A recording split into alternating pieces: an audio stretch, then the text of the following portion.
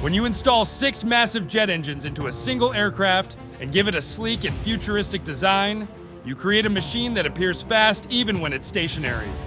The XB-70 Valkyrie's distinction didn't lie in its ability to achieve supersonic speeds. Such aircraft had existed for over a decade. What truly set the XB-70 apart was its capacity not only to create shockwaves, but to harness and ride them, enabling it to operate efficiently at speeds exceeding 3 times the speed of sound. Nevertheless, the XB-70 had its share of challenges. It leaked fuel to the point where they needed funnels to collect the fuel in buckets. It flew so fast that even the paint would chip off its body. The aircraft had various issues with its hydraulics and landing gear, which resulted in multiple accidents. Most notably, out of the only 2 prototypes built, one was lost on what can be considered an unnecessary flight. The other prototype eventually ended up in a museum, never having become operational. Moving this massive aircraft to its final resting place even required taking down traffic lights due to its size.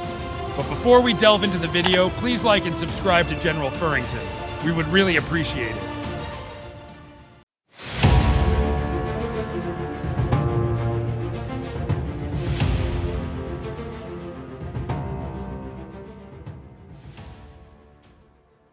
Operational requirement number 38.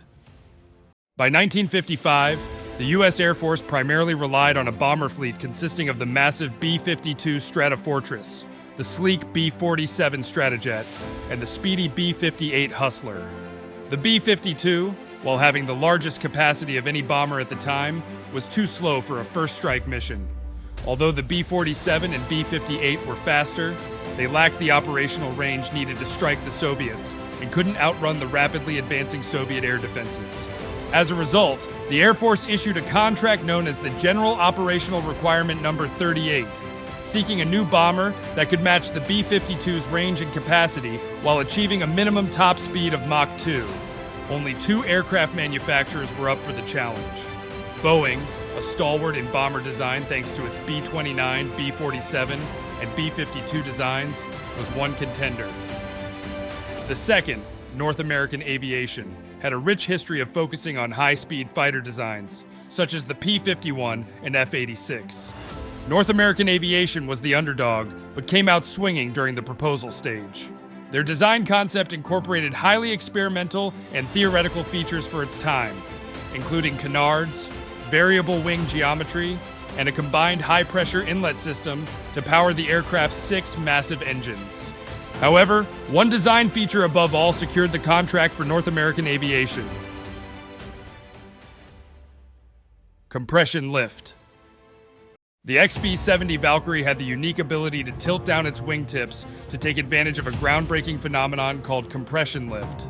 Compression lift was an ingenious idea hinging on the shockwaves generated by aircraft moving at supersonic speeds. If the high-pressure shockwaves could be harnessed beneath the wing, it could generate additional lift. These shockwaves originated from sharp points on the aircraft. In the case of the XB-70, the leading edge of the engine intake splitter served as this sharp point. To capture these shockwaves effectively, the Valkyrie featured wingtips that could fold down. If you're wondering why these wings weren't permanently designed to be folded downward, there were several reasons. The aircraft couldn't take off with its wingtips folded due to its aerodynamics at low speeds. It's important to note that these wingtips were enormous, each covering an area of over 500 square feet, which is larger than my first apartment.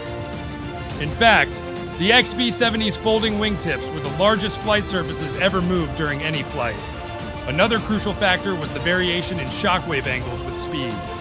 To capture them effectively, the wingtip's downward angle had to be adjustable, depending on the aircraft's speed. At its top speed, the wingtips would be tilted all the way down to 65 degrees. Compression lift could boost the XB-70's lift by as much as 30%.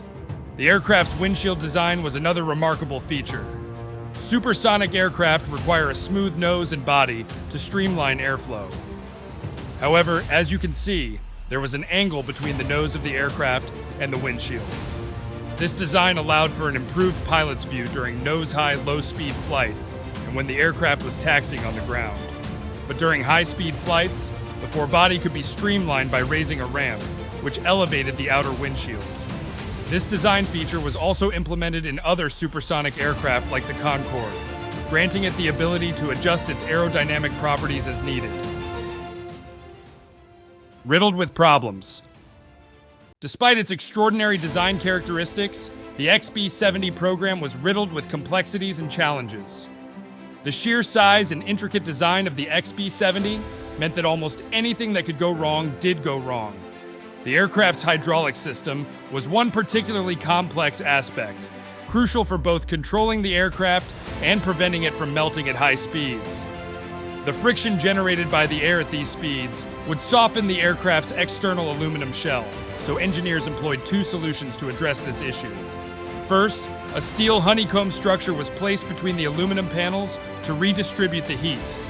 Second, fuel was hydraulically pumped through heat converters in the fuselage and wings, acting as a cooling fluid throughout the aircraft. However, this approach had its risks, as the JP-6 fuel could auto-ignite. To reduce the risk, nitrogen was injected into the JP-6 during refueling. The fuel pressurization and inerting system vaporized 700 pounds of liquid nitrogen to fill the fuel tank vent space and maintain tank pressure. The hydraulic system also played a crucial role in rotating, folding, and unfolding the landing gear, facilitating its movement. Speaking of landing gear, the tiny fifth wheel on the XB-70's landing gear had a unique purpose. It prevented skidding during landing. To achieve this, the fifth wheel measured the aircraft's true ground speed without any slippage. One of the main wheels also featured a speed sensor. These two data points were sent to a braking computer, which would predict the slip point and relieve the brake pressure to prevent skidding.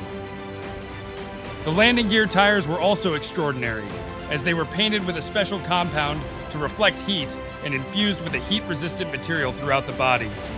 This allowed them to withstand temperatures up to 360 degrees Fahrenheit during landing.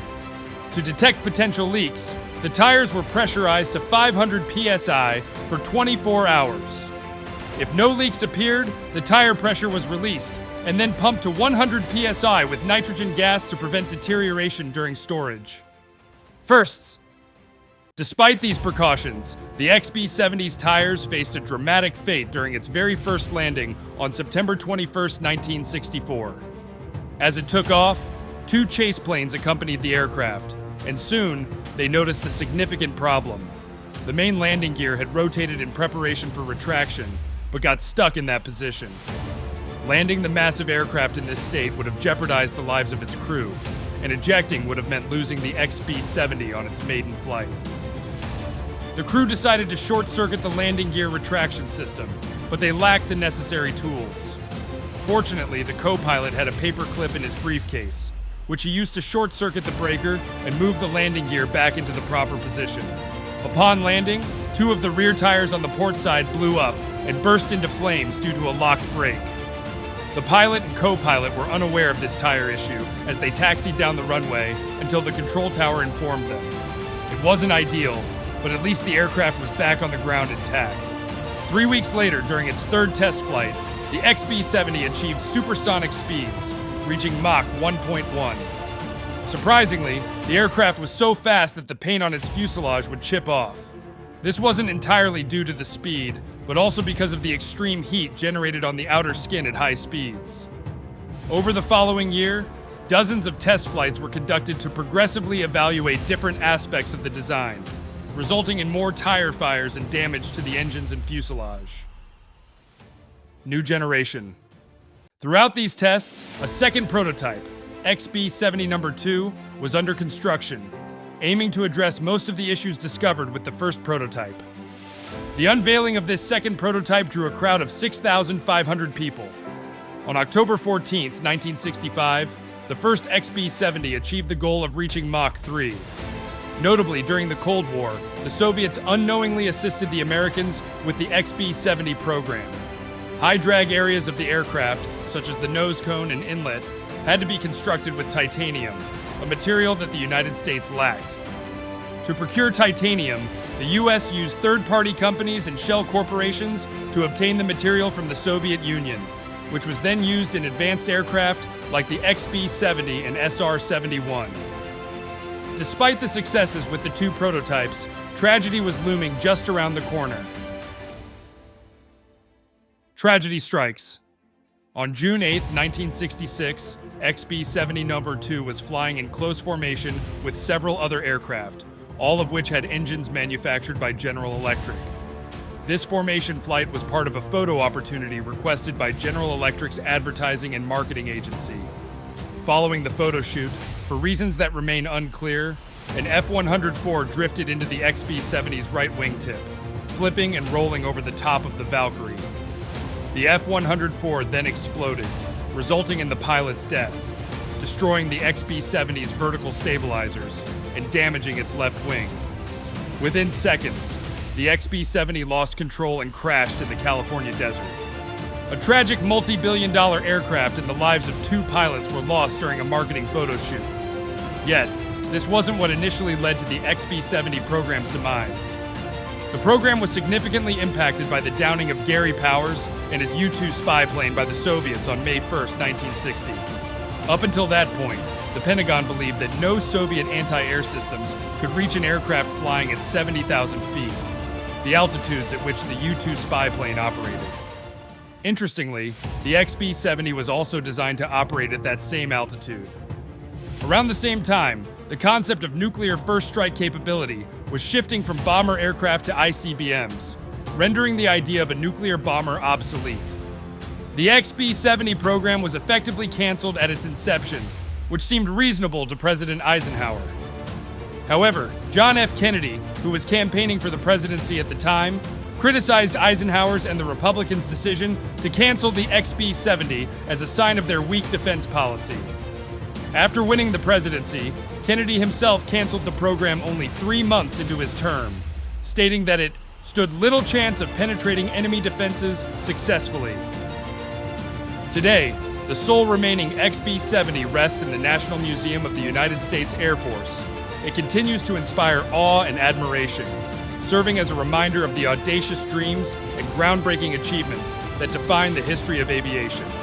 Thank you for joining us on this journey. Please like and subscribe for more content.